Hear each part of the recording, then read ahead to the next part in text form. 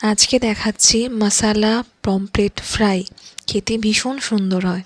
এর জন্য একটা মিক্সিতে আমরা আদা, রসুন, ধনিয়া পাতা, ডান্ডি আর কাঁচা লঙ্কা একবার ব্লেন্ড করে নিয়ে টমেটো কুচি দিয়ে আর একবার ভালো করে মিহি পেস্ট করে নিলাম।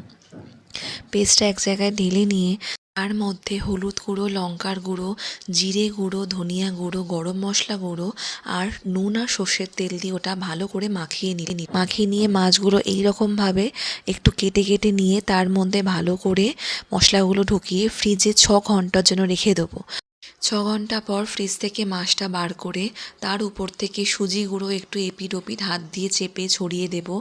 তারপর চাটুতে একটু তেল দিয়ে এপিট ওপিট ভালো করে একটু সময় নিয়ে ভাজলেই তৈরি হয়ে গেল মশালা পমফ্রেট ফ্রাই।